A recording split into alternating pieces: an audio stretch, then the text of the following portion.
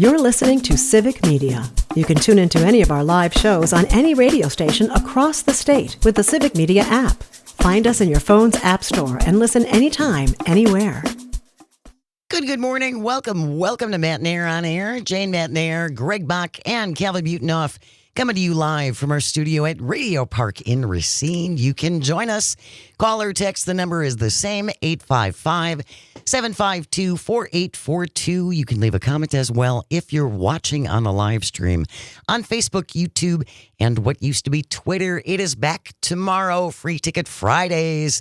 Your chance to pick up a 4-pack of Milwaukee Brewers Club level seats. You have 5 chances starting tomorrow with Pat Kreitlow. Mornings with Pat Kreitlow from 6 to 9. And then an hour show from 9 to 11. Tom Hartman, 11 to 2. Todd Alba, 2 to 4. And Maggie Dawn, 4 to 6 tomorrow. Each of us will have a keyword for you to text in via the Civic Media app only. Only. So if you don't have it yet, download it. It's free. And it's super easy. It's absolutely free. Yeah. And it's really a great app, and we're updating it all the time, and you can call and text directly from the app, depending upon which radio station you're listening to across the state. Say you're listening in Hayward on WBZH.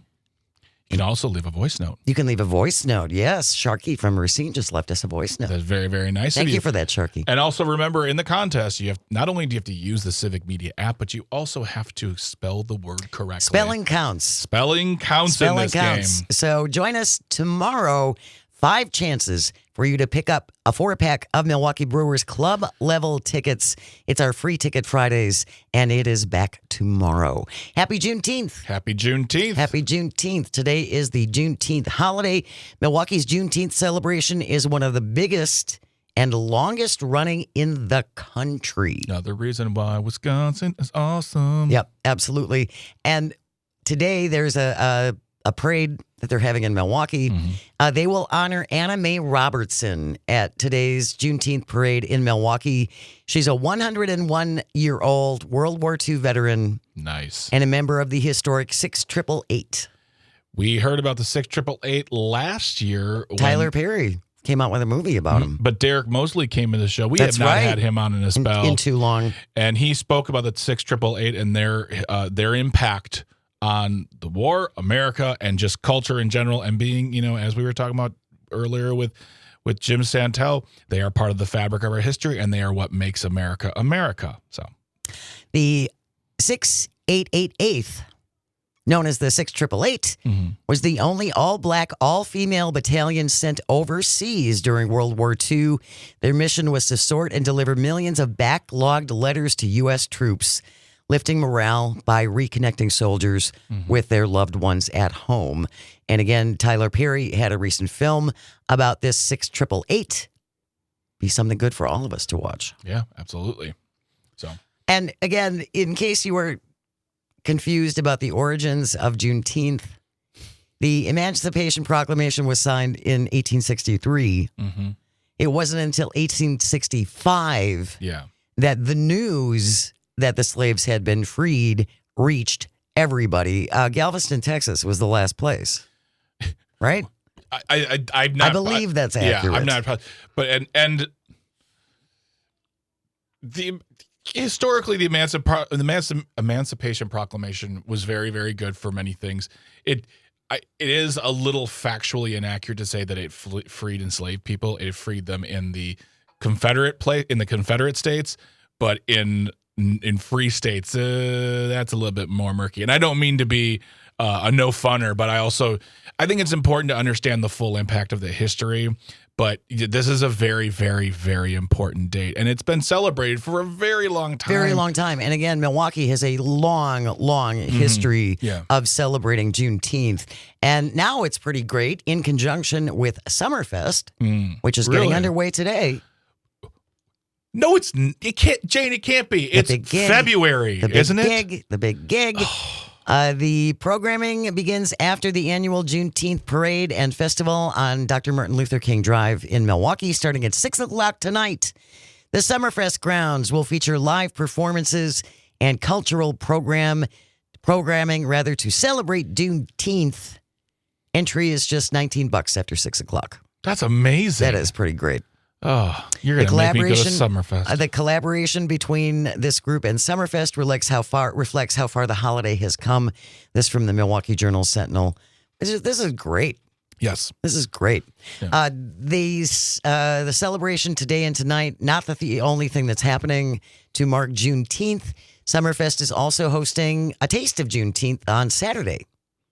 So you can check out music, food, and vendors spotlighting Black culture.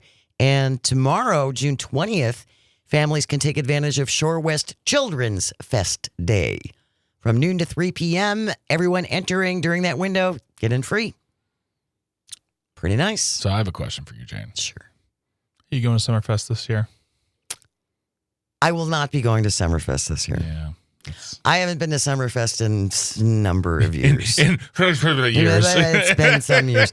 But let me explain to you why. Oh, there's a story. There's a reason why. Yeah. For, I would say, 20 years, 25 years of my career. Yeah. Oh, boy. I worked every single day of Summerfest in a row. Back in the days when it was 12 days in a row. But you weren't there all day. You were there for your shift. No, but I would do my show in the morning, Yeah. and then I would go work at Summerfest. Oh, I thought you meant you would be like live from Summerfest. No. So wait, okay, I'm sorry. Back up here. Okay, so you would do your show in studio. In studio, because it was early mornings and Summerfest wasn't open yet at that point. Why would you? What? Okay, what was? Then we'd go and we'd introduce the openers, or we'd introduce the comics on the comedy stage. Oh man, back in that day. Whoa. Oh yeah. I remember going to those shows. Which was great, but again, you do that enough years in a row, and some of the glow goes away. Absolutely, I would say. Yeah, I can imagine. Oh my gosh! And you were just there until like close? Well, I would have to wait around until I introduced the comics, and then once I did that part of it, then I could leave because I had to get up at 4:00 in the morning. Oh my god! Oh yeah. Yeah. So that is my excuse.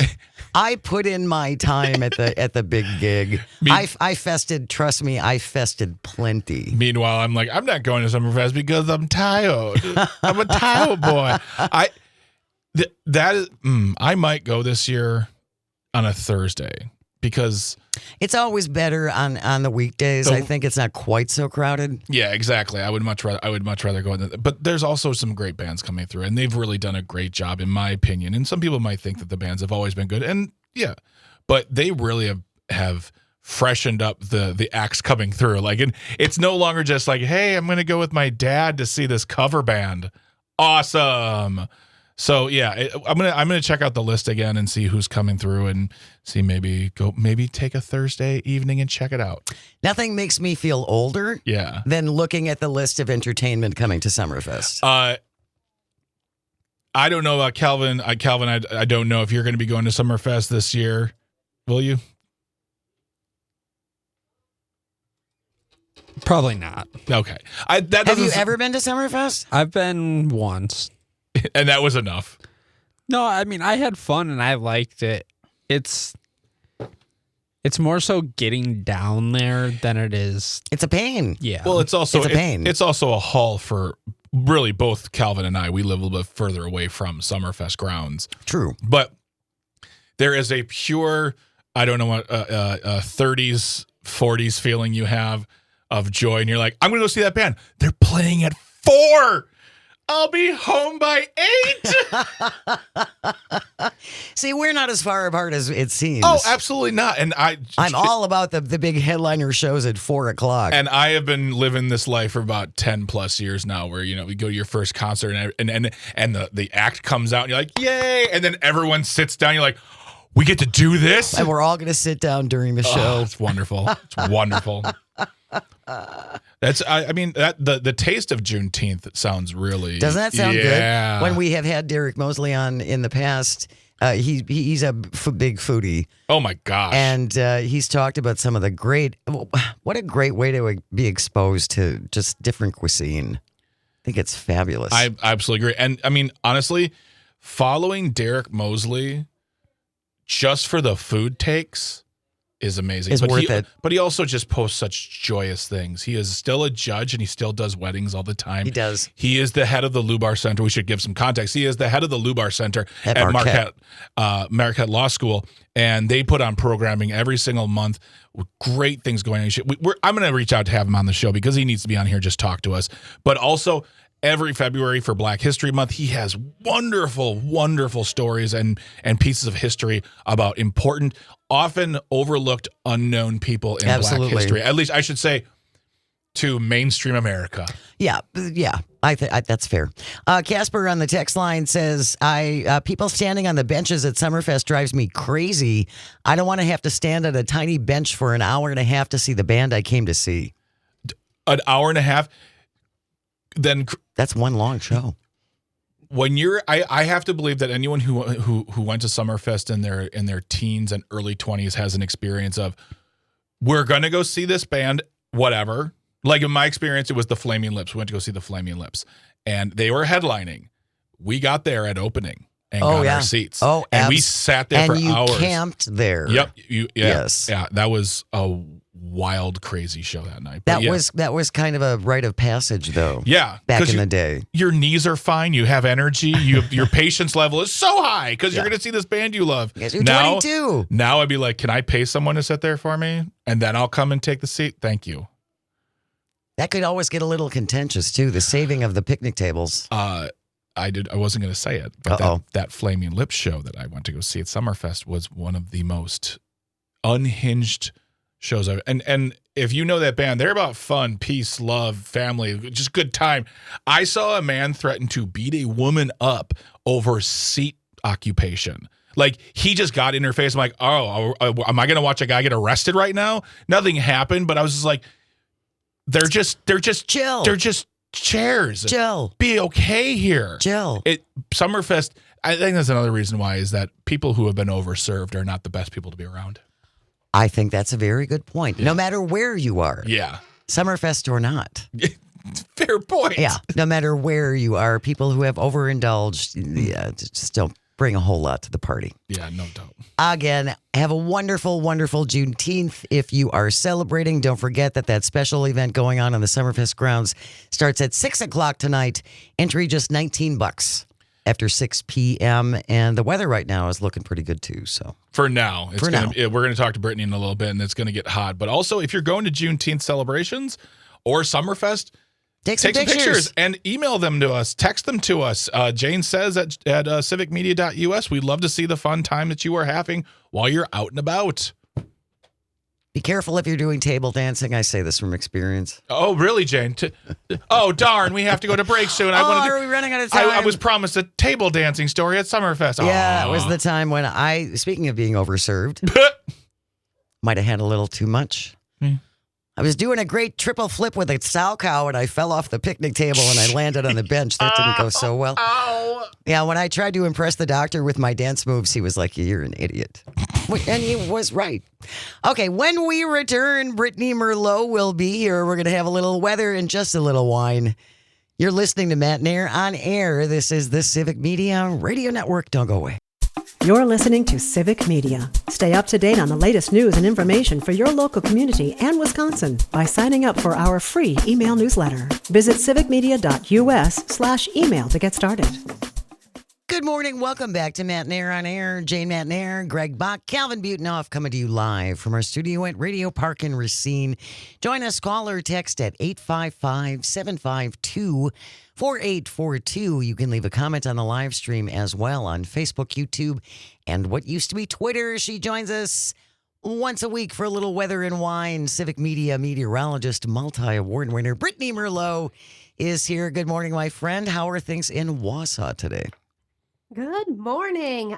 Pretty decent. We're starting to get a little bit cloudy. We've got a little bit of rain that wants to roll through our area, but it's pretty much the only spot in the state that's about to rain. It's been interesting. Good. Yeah, it's been interesting watching some of the rain patterns where some parts have gotten hit really, really hard and others just a little bit of a kiss. But I know that we're seeing a lot of warnings already about this weekend and how hot it's going to be.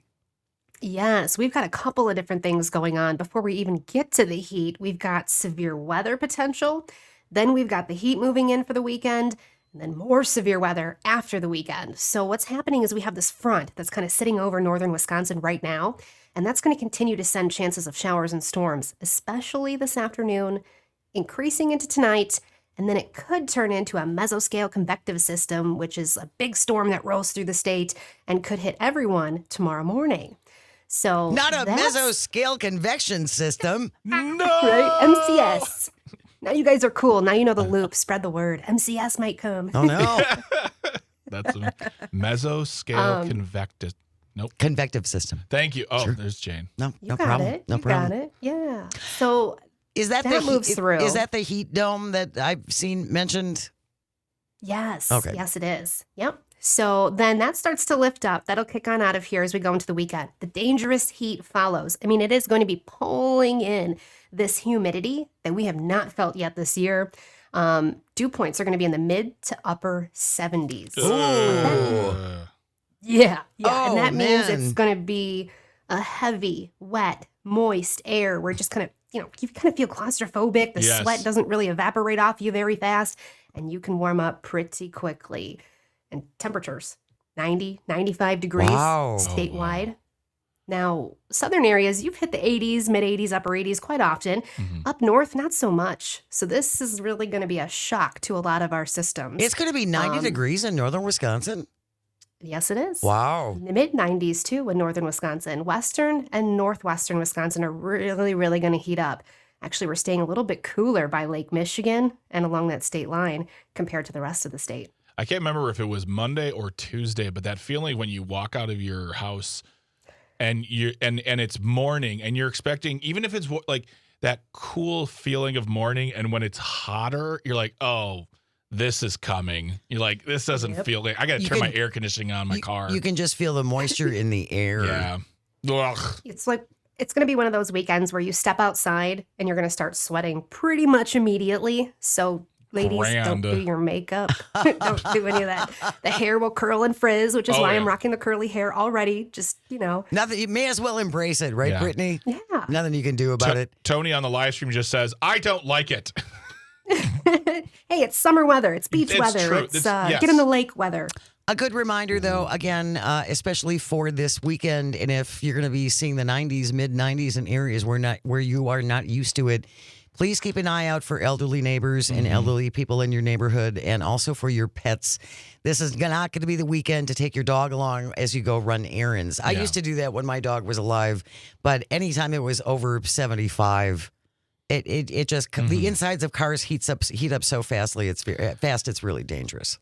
Even the concrete, the asphalt. I was looking it up. 95-degree temperatures. That concrete's going to be 100 to 140 degrees. The asphalt's going to be about 140 to 155 degrees. So your pet's paws, walking on them, if they're walking fast, Yeah. they're probably burning. Yeah, those pads can Oh. burn. You know, what I love about this time of year is I look at Maybell and I tell her he can't go outside. It's too hot. And she goes, I get it. I understand. I'll just be very calm right now for the rest of the day as I have to be inside all day long. It's the worst. It's like I'm trying, cold or hot, you're trying to protect them. But they don't know what They that don't know means. that. Yeah. Joe, Aw. Joe from Superior, listening on WBZH, says it's cooler by Lake Superior. Come to Superior and enjoy our natural air conditioning. But even Oh, Superior it's is true. going to see some of this hot weather, aren't they? They are. I know that lake does real well with the natural AC, but it's going to sneak into you. Even Superior, I promise. You're going to get warm. And I love that part of our state, Me the too. We should northwestern go part of there. our state. Hidden we gem. We should go on a road trip. We should totally go on a road trip, say maybe like next month. I We don't know. should. We'll see. We'll see what happens. We'll talk Better about pick that. me up. I want to go. Done and done. I'm on the way. So once this heat gets out of here this weekend, Brittany, then you said that we have more potential for severe weather coming in. Yep. So the front lifts or goes right back through the state. So Monday into Tuesday, we're looking at more strong to severe storms moving through, and then our temperatures moderate, but it's still summer, so it's So still going to be warm. When you we know. talk about moderate, I mean, are we going to be 80s or? yeah, 80s, hanging around. That's better. I'll It's- take that. Yeah, I don't know. Yes, absolutely. I told myself I wouldn't do this because it's that notion of you live in Wisconsin. This is what happens. Winter's going to be cold. Summer is going to be hot, and it's just I feel like and we just never get like a prolonged spring or a prolonged fall. It's like 20 minutes of spring, then it's hot. 20 minutes of fall, then it's cold and wet. And then cold and cold. True. It's Very one of the true. joys of living here. It's one of our Wisconsin You and I have joys. different definitions of the word joy. Brittany Merlot joins us once a week to talk a little weather and wine. Civic Media meteorologist. Thank you so much, Brittany. We will see you next Thank you. Thursday. Stay cool. News is coming up next when we return. The Acme Packing Company's Paul Noonan will be here to talk all things sports. Stay with us. You are listening to Matt and Air on Air on the Civic Media Radio Network. Good morning and welcome back to Matt and Air on Air. Jane Matt and Air, Greg Bach. The Board Lord coming to you from our studio at Radio Park in Racine. Join us, call or text at 855-752-4842. Leave a comment if you're watching on the live stream on Facebook, YouTube, and what used to be Twitter. We got baseball starting in just a little bit, 12:45. Our broadcast starts. The Crew at the Cubs after they got rained out yesterday. You can listen on terrestrial radio, WRCE in Richland Center, WISS in Oshkosh, WRJN here in Racine and Kenosha, WCQM in Park Falls near Butternut, and WBZH in Hayward. The Brewers at the Cubs. Our broadcast starts today at 12:45. He is here to talk all things sports. The Acme Packing Company's Paul Noonan. Good morning, Paul. How you doing? I'm doing great. How are you? We are good. We're good. Let's talk a little bit about Jair Alexander. Poor Jair Alexander. So one of the real Packer star draft picks of recent times, but Jair Alexander has been, I think I usually call him a tricky person on the show. He has been frequently injured, and there's been concern on the team that he was not playing when maybe he could have been playing. It got contentious, and they just let him go. They sought around for trade partners, couldn't find anybody, and let him hit the market, just cut him, and he was signed this week by the Ravens, which is honestly probably a pretty good landing spot for him. The Ravens are the best team in football at creating depth, but because they're good, like the Packers often are, they're not always the greatest at picking stars in the draft because they're picking so late. They love to, they're the best at drafting depth. They're awesome at it. So for an injury-prone player who has star potential, it's a great landing spot because they can deal with him missing games better than just about anybody else can. They are the contenders for the title year in and year out, and we will get to see Mr. Alexander again on December 27th, if he's healthy enough to play, when the Packers play the Ravens right around Christmas time. I want to go back to something that you said, that Jair Alexander may have sat out games where he was actually able to play. That just seems completely counter to what I always felt about football players, is that they would go out there no matter how hurt they were. I think there was some background bad blood between him and the team, and that he was making some business decisions with his health a couple of times out there. He had some weird instances of like inserting himself into the captainship of the team when he wasn't captain for a game, which ticked everybody off, of just randomly disappearing. He's an odd fellow. He's not necessarily like I like Oddfellow because sometimes we have guys who are like domestic abusers and worse things, drunk drivers. He's not that. He's just kind of an odd guy. And so the Packers haven't been the best at managing their odd guys over the last several years. And some teams are better at it, honestly. And maybe he will fit in a little bit better on the Ravens than he did here. Is odd guy another way of calling him an egomaniac? Because it sounds to me like the man's got an ego problem. Everybody in football has an ego problem. It's probably a fair thing to say, but I think even amongst football players, he just is a little bit of a strange guy. And you get a lot of personalities, especially when you enter the big ego world of professional sports. You get weird people. It's a weird way to live. You're rich. You're better at this thing than anybody else. It's one thing. You're traveling all the time. It attracts an odd group, and Alexander is just in that group. And it's kind of unfortunate because he is very, very good when he's on the field. When he goes out there, he's one of the best corners in football. Just did not mesh over the last couple of years. The other thing, the Packers don't really have stars in the defensive secondary, but they were quietly very good without him last year. And I think that also, I mean, if they were desperate, they probably would have found a way to get him back, but they're not. I think the outward look in for the Packers is they could use a few more corners, but even without any true star power, they were good. And Keyshawn Nixon tags all of the like back end analytics stats for being maybe much better than people think he is. So I think they think they're okay. They can live with this, and it's probably honestly better for everybody involved. I don't know if this is the overall consensus amongst Packer fans, but I did see a tweet from the Baltimore Ravens where he was signing his contract, and it said something to the effect of like, he's a Raven or he's ours, something like that. And I saw one of my friends just says, bye. We'll help you pack. Yeah. Yeah. Have fun out there. Yeah. He's like, see you later. Good luck. Whatever. Yeah, Bye. good luck. See ya. The other thing, I'm so glad that we're going to talk about this because this has been my contention from the beginning. Aaron Rodgers made it up. Come on. Allegedly. This whole thing about Aaron Rodgers got married. Sure you did. You got pushed off the front pages when you joined the Steelers by some breaking news, and that hurt your little fifis. And so you had to come up with something to get yourself back in the spotlight. I think he made the whole thing up. I mean, speaking of odd guys,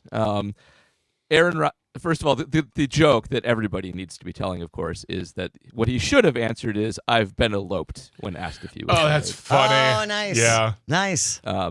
And so Aaron Rodgers shows up to the Steelers wearing a ring, and people ask him if he's married, and he says, yes, he got married. He's not disclosing who he got married to. And I thought her name was Brittany with an I. Oh, is it? Oh, Yeah. that's You what might be I ahead saw. of me, honestly. I've been busy, but there's no record of the marriage. So it's just Aaron Rodgers can't do anything normal, of course, including get married, and so it is just drawn him. I mean, he was already back on the front page a little bit with the Steelers signing in the first place, but Right. this just pushes him right back to the forefront because now he gets celebrity press in addition to football press, and if there's nothing celebrity press loves more than trying to track down someone's secret / semi-secret, Right. maybe wife. Aaron, in a nutshell, just can't stay out of the limelight. He is not his own worst enemy because the only thing Aaron likes more than attention is money. And so when those two things are at stake, you will always be hearing about him. And I didn't look because I was too well. One, I really don't care that much about Aaron Rodgers. I just like they didn't get married in a courthouse. They got married in the Church of the Mind. Oh, maybe And- it was an isolation tank Yeah. somewhere, and they were both floating in salt water and exchanged their vows. Quite possibly. I mean, I bet it was weird. I would love to know it's not weird, but I bet it was weird. But the question I do have though is, what were the terms of the contract? Was it a 1-year contract? It's 1 year and it's not that much money. It's I can't remember the actual value. I think it was like 16. I do not have it off the I'd take on that. my charts right now. But it was so it's not. He's not getting paid like he was with the Jets and the Packers. He's always had very unreasonable contract. I mean, when he was good, not unreasonable, but contracts that are difficult to escape. This is not that. This is like a 1 year and I might be done style contract, which is totally fine for Aaron. Honestly, that's what he should have been getting for the last few years. That's amazing to me that we'll take you because it just seems like the Steelers are doing we'll take you, and then on top of it, but we'll pay you $16 million, which when you look at, I don't know how he has spent his money. I have a feeling he's frugal and borderline cheap, but I mean, over his career, which has been now 20 plus years, 22 years, I think. Yep. He has made a lot of money. Oh, yeah. A lot of money. He's made just good gobs, and I was close. My heuristic was an average. So he has $10 million guarantee. He can make. He's probably going to make something like $14 million, but he's got incentives that can push it up to like 18, 19 million. So 16 million is probably about right. So that's the ballpark. Can I just say, I find it remarkable that when you're getting paid $10 million a year, you need incentives. I find that kind of astonishing. I don't know. If I was making $10 million a year, I think I would feel it incumbent upon me to bring my best every day, even though it's not $14 million. Yeah, I agree with that. NFL contracts, though, are bizarre in another way, which leads to incentives a lot of the time, which is agents like to be able to advertise or have out there in the news that a guy got paid like a huge amount of money. And of course, teams don't like to pay a huge amount of money. Right. So they have a lot of ways of creating the legal fiction that you're getting paid a lot of money when you're really not. I mean, in the NFL, all that really matters is your guaranteed money and your signing bonus, because the rest of your salary is not guaranteed. It's game check to game check. And if you don't play, you don't get paid. You can be cut for that. So incentives are just like the way that agents tack on to like, oh, I got my guy signed for This 5 much. years and $200 million. Like, no, you didn't. You got him signed for like $80 million, but there's a bunch of incentives that they'll never meet in a million years. So that's I never kind of how that works. That's something I like further down the road. Like we have a conversation about that because I never even knew that was a thing. I just figured when I knew incentives, and I know that playoff bonuses and playoff wins and things that you'll get more money.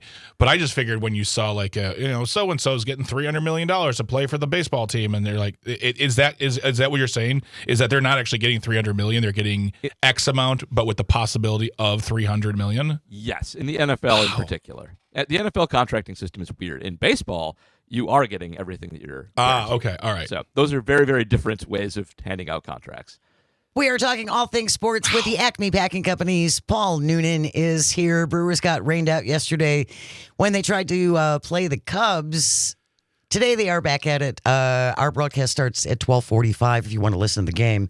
But how is their new super hot kid pitcher doing? The Miz. The Miz is great. I'm sad I did not get to go yet. I was in Wrigleyville. Yes, I was this close to being in the stadium yesterday, and until it got rained out, because I wanted to see Mizrowski in person. He is a phenomenal prospect, and he is not without his flaws. He did struggle a little bit with control coming up through the minors, but struggling a little bit with control for that guy is a very minor thing to overcome. He's thrown the hardest pitch in professional baseball, I think maybe ever, but certainly over the last decade. He threw a 103-mile-per-hour fastball at AAA. He throws absolute gas. He honestly, with pitchers that throw as hard as Miz, you kind of worry because their elbows will explode at some point, and they kept him in the minors quite a while to gain an extra baseball service time manipulation garbage to try and get an extra year of cheap control out of him later. But he could have been in the majors at the start of the season. He is super fun to watch. He throws a 95-mile-an-hour like slider, a pitch that should be like 6, 7, 8 miles an hour slower than that.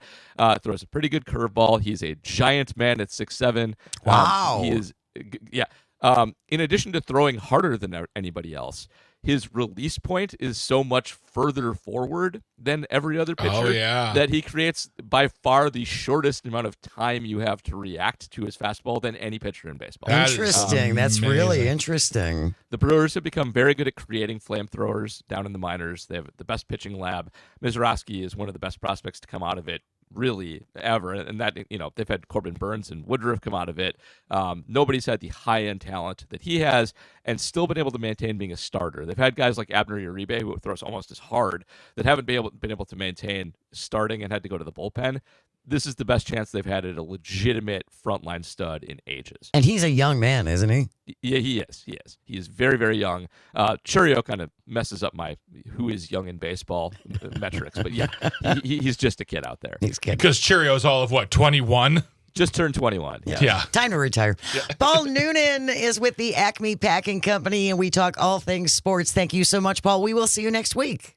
Sounds good. Thanks, guys. Stay with us when we return. We're going to wrap up the show with This Shouldn't Be a Thing. Today it is the Happy Trail Mix edition. You are listening to Matt Nair on Air. This is the Civic Media Radio Network. You're listening to Civic Media. Find the latest news, information, and archives of all your favorite shows on the Civic Media website, civicmedia.us. Welcome back to Matt Nair on Air. Jane Matt Nair, Greg Bach, Sweet Galby on the board. Coming to you from our studio at Radio Park in Racine. Join us, call or text at 855-752-4842. You can also leave a comment if you're watching on the live stream on Facebook, YouTube, and what used to be Twitter. Coming up later on, 6 to 8 p.m., Nightlight with Pete Schwaba. At 6:35, he's going to be joined by the guy behind Popcorn Pick of the Week. JB Thompson. So they're going to be talking movies.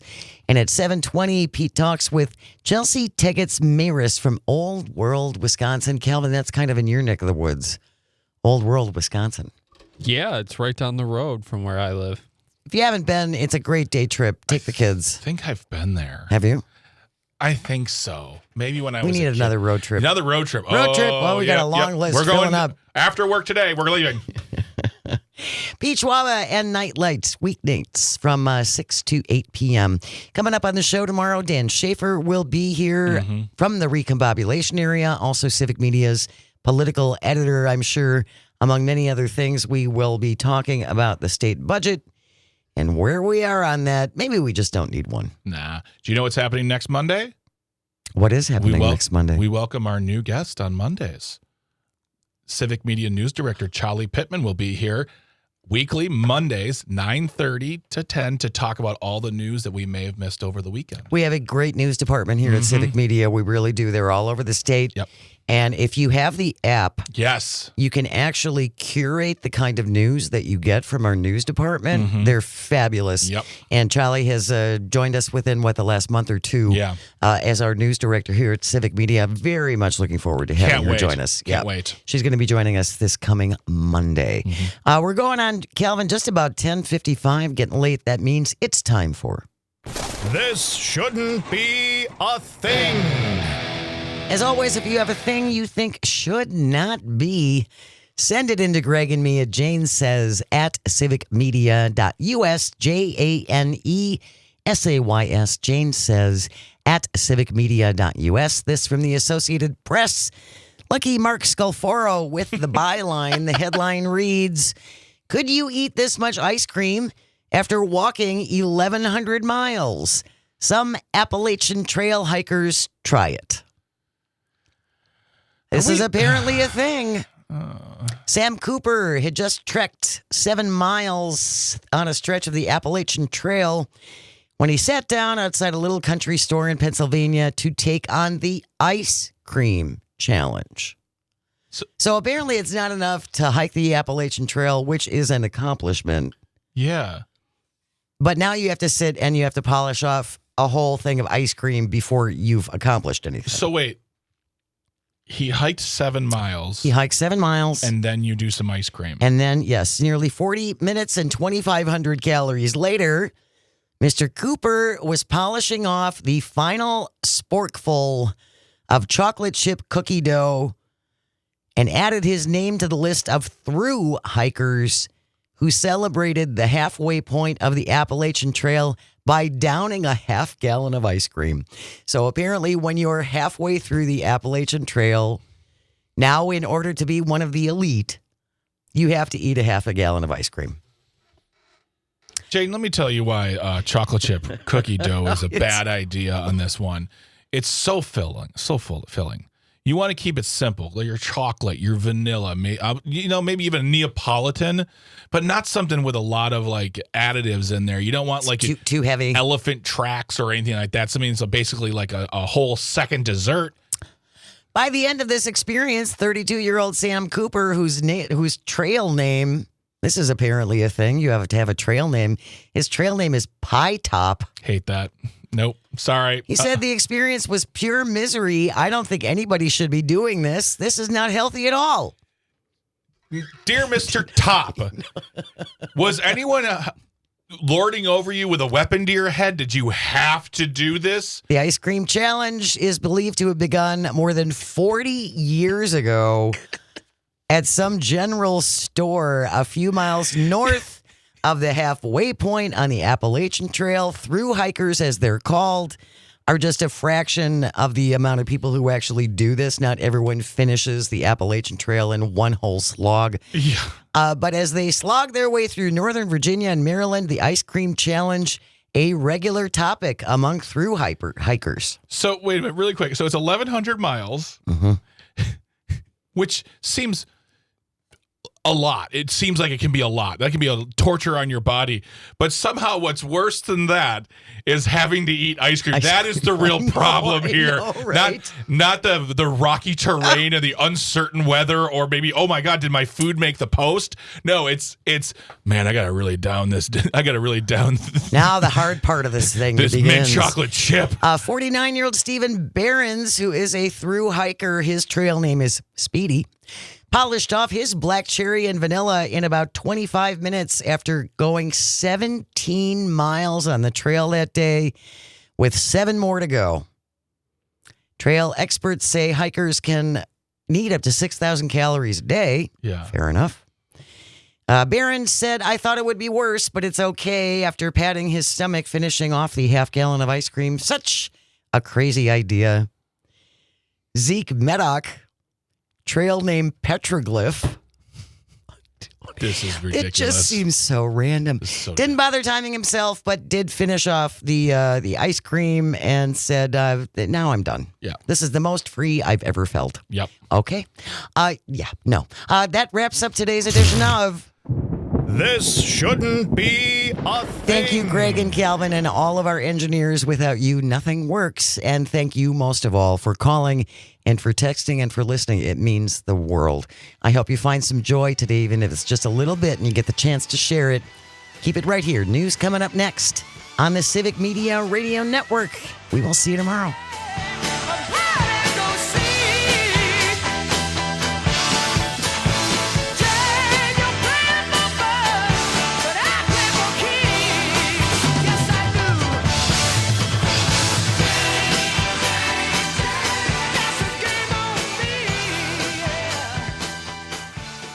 The national news cycle never stops, but it can be hard to find news about your local community. Civic Media is dedicated to providing quality local and state news coverage across Wisconsin. With the Civic Media app, you can get notifications about local stories that matter to you and your community. Find the free Civic Media app in your phone's app store and choose notifications from the menu to tell us what kind of news you want to hear about.